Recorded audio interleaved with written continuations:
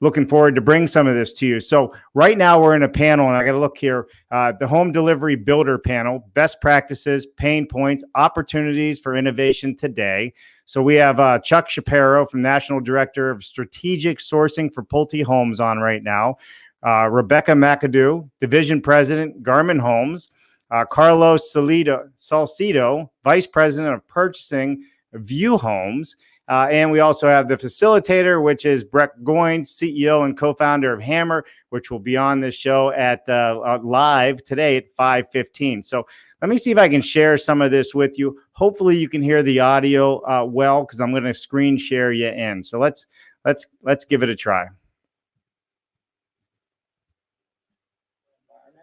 And maybe building on that question. Oh, and look at that work Ayumi has done. The drawing, it's amazing. Working with home buyers via online meetings, and then even virtual reality and AR home models to do virtual walkthroughs. So how are those two coming into play for you guys to kind of streamline that process? I'll start by saying part of our plan development process involves using virtual reality tools with selected folks that are in the consumer group that we test, and they use those tools and provide very valid feedback. We use those same tools to do kind of a virtual first build as well, which can save us certainly time and money. With regards to the selling side, though, we're still using some tools that have been out there a while, Envision, et cetera. And so I would say in that space is still a big opportunity for us from the standpoint of, selling virtually. We are in the process of going through a completely virtual design studio appointment. It's one of our first from start to finish. And it has been different. I mean, it has certainly been challenging. You are in a museum of amazing things that you want to feel and touch and share. You are behind a computer screen, and there's endless amounts of context on the internet, and you're trying to describe a floor sample virtually. That's not easy. And so navigating that and making sure, I think it starts with expectation setting, allowing you and the buyer kind of a level of commitment and grace through it, right? This is new for all of us. And then ultimately I know we've said it and we sound like a broken record, but listen to the consumer. This particular consumer, it's their fourth home buying, and they want what they want, and they have a lot of questions. And so what we're finding is, although it's flexible for them, it's a lot of behind the scenes work, because you're having to do so much more because you do not have all of the materials front and center and across from them. But it's doable, and it's a learning process. And like anything, we're already realizing things that we need in our playbook. We need catalogs, better catalogs, not just a catalog, something that's exciting and something that is purposeful and that people can look at and educate themselves. It's about educating the buyer and making sure that they're comfortable. So we'll let you know how it goes, but we're full in. One of the things that we are doing, we recently switched gears in our product development, much like Chuck. All our plans are now being drawn in Revit with the idea that we are going to have an Oculus camera in every one of our models, so that we can have virtual walkthroughs on the models that we don't have modeled. So, because more times than not, I hear from the salespeople that we sell more of the model than anything else because, well, basically the model's there and people like buying what they can touch. So being able to give them a virtual tour of every plan that we offer, we're thinking is going to get us one step closer to where we think the industry is going. I want to dive into, Rebecca, did you have something you wanted to add? Good. Go ahead, Brett. I want to dive into one of the last questions before we close out with one of our last questions, but one of the comments in the chat was really interesting. Obviously, over the last quite a few years, we've really pushed for urbanization into larger cities, multifamily, so on and so forth. And one of the attendees brought up, given the COVID-19, speculating that it could cause big demographic shifts away from big cities like LA, New York, and these places with isolated homes. Do you really think, given the COVID-19, will change consumer demand for subdivisions and other traditional neighborhood designs for new homes? Do you think we're shifting towards that? Or, what are your thoughts overall on the urbanization aspect?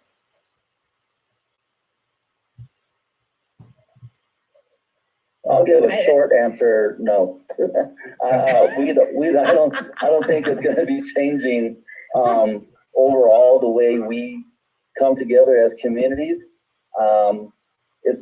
We have seen, in the cities that we work in, that you have different people, and people who like to live alone are going to live alone, and those people like me that grew up in Los Angeles, concrete jungle, I need to be around people. So that's my short answer. I'm sure it's not the only answer. I think you're right, Carlos. I mean, Brex, your experience in San Francisco is very different from mine in Raleigh, North Carolina. Someone's experience in New York City is so much different than, someone out in, the middle of the country. I mean, they have experienced COVID-19 differently. It doesn't mean that maybe they'll look at things, that maybe their demands or their requests for new things in homes, they may be similar, but we all have experienced this differently. And so I think we would be remiss to say that everyone's perspective will be different as a result. Yeah, and I would add, we're not expecting major changes, although we are expecting maybe I'd call it accelerated migration from the north to the south.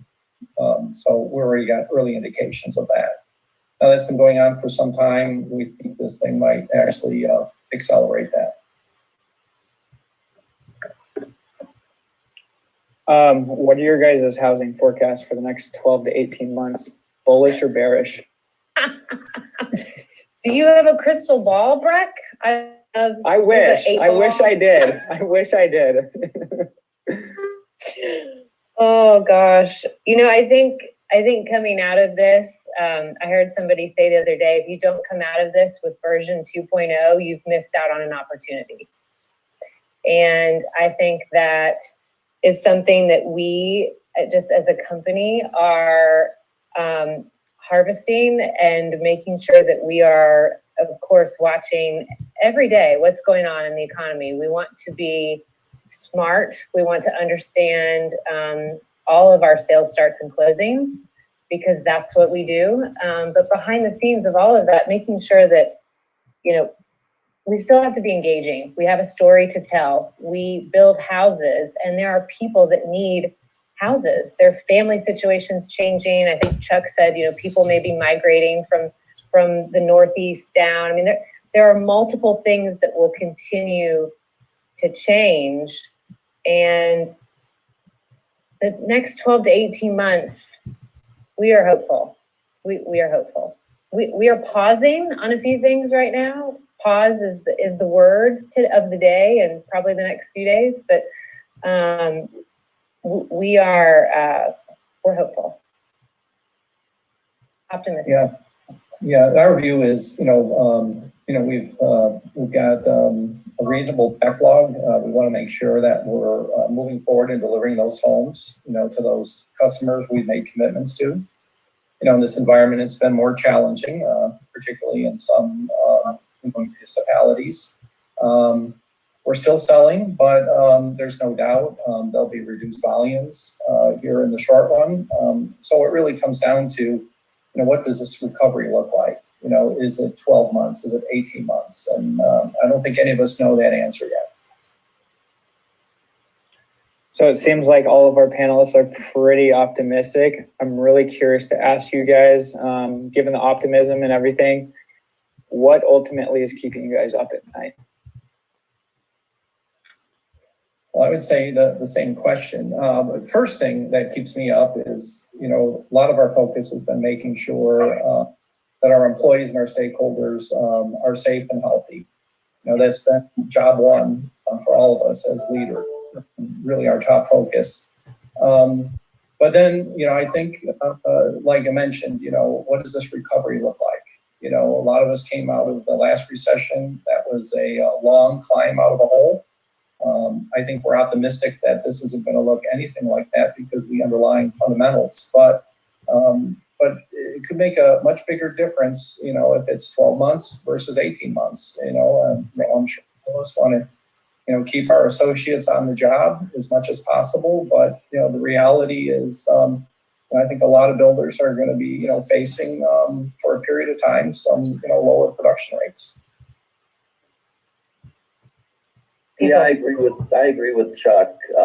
What keeps me up at night right now is having the experience of the last downturn and the amount of great people that we lost out of our industry, and hoping that this one does not get to that level where we start losing the talent that we had to. I mean, it took us a while to get out of that downturn. We had to get new blood, train people, retrain. We were doing really good a couple of months ago, and the fear of losing what we had, and if it takes us another 5 years to get the talent back, that's going to be bad. That's what keeps me up. I would mirror the same. People, safety of people, managing the day-to-day as best as humanly possible, controlling the things that you can control, which are a lot of things, and there's a lot of things we can't, but we have to be really good and very transparent and very focused on the things that we can. I think we have time for a couple last questions, but this is an audience question.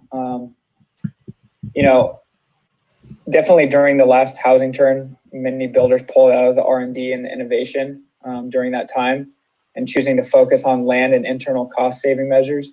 How and why will this time be different than the last? Well, I'll answer that. We're going to continue our focus from an R&D perspective. Recently we made a very significant investment in purchasing Innovative Construction Group. A great company out of Jacksonville that is giving us some great opportunities to learn and improve our ability on delivering, homes, high value homes, and doing it very efficiently. So we're pretty excited about that. So we've made that investment. We're going to continue leveraging our learning there, as well as working with our industry partners. I talked about the RIA technology. All of us builders are still pushing forward to get pilots in to work on getting that commercialized in this calendar year. And I think most people perceive that this is not going to be as long as the previous recession. So I think that's one of the reasons why we'll continue, investing. Rebecca, do you have concluding thoughts? Yes, I agree with Chuck. I think this is different. We've gone into this different than we did the Great Recession. So, I think there are a lot of muscles that we flexed during that time. There are a lot of things that we learned. There are a lot of people that rose out of the shadows that learned a lot and were really successful and learned a lot of new trades in that time. I think, continuing on, making sure that we stay abreast of what our consumers want and need, it's vital. And if we stop doing that, then we stop doing what, at least for us, what we're in this for, which is the buyers. Carlos, do you have concluding thoughts? Just anxious to get a haircut. Me too. You're not cutting your hair yourself yet? No.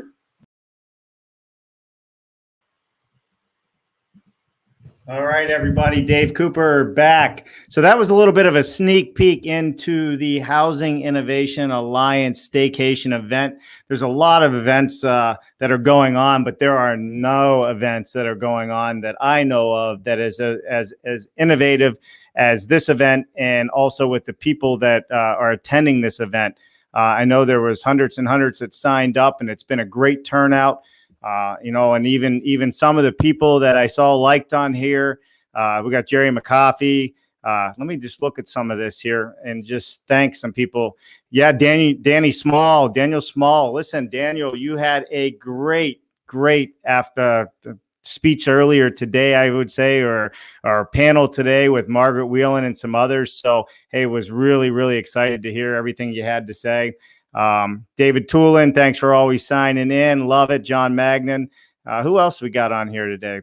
Jennifer, Brian Bull. Well, there's a blast from the past. That's a lifelong friend of mine from outside of Pittsburgh. So, listen, just wanted to give everybody a sneak peek into what's going on. And I think that next time this comes up, it'd be really smart for everybody to tune in. This is a great event. We're talking about innovation. We're talking about COVID. We're talking about how we come out of this. There's a lot of great panels going on. So I'm Dave Cooper. 5:15 today. You know what? We are going live again with some of the speakers at 5:15 today. Jen, do we have a list of those speakers? I got Jennifer here in the background. Let's just pull this up real quick on who we have coming up at the end. I know we got Brett Goyne, right, from Hammer. Let me see. 1 second. Yeah, there it is. Good. Thank you. I'm glad somebody's prepared. We got Breck from Hammer. We got Elena Moni Garmin from Garmin Homes. Dan Goldstein from General Electric, GE. So we are going to have some wrap-up conversations, what the takeaways were that they have brought to that they have taken from today's events. And we're going to also ask them what are the things they can implement tomorrow, or maybe implement right when this is over. So 5:15, come back to this channel, LinkedIn Live. It's in the description. I put some posts out.